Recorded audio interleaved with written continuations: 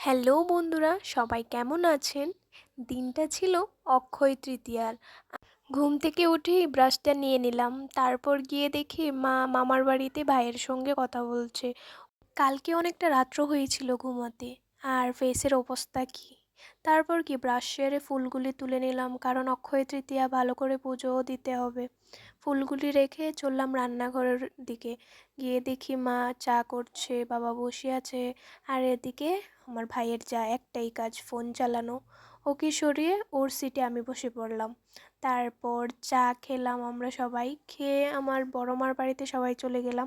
ওদের বাড়িতে গুসাই ঠাম্মা এসেছে আজকে, গুসাই ঠাম্মার হাতেই আমরা সবাই প্রসাদ খাবো। তারপর কি বাড়িতে এসে স্নান সেরে রেডি হলাম।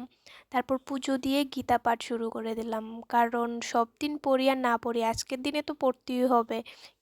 তারপর গীতা পাঠ শেষ করে আমার লুকসটা একটু দেখালাম তোমাদের।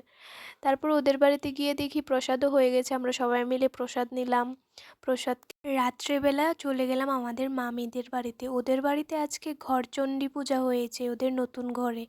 তারপর ওদের বাড়িতেও আজকে একটু গীতা পাঠ পড়ার জন্য বলা হয়েছিল, তো বৌদি এদিকে গীতা পাঠ করছে আর আমরা বসে বসে শুনছিলাম। তারপর আমার মাও করলো কিছুক্ষণ। সো আজকের জন্য এতটুকুই, দেখা হচ্ছে নেক্সট ব্লগে। টাটা, সবাই ভালো থাকবেন।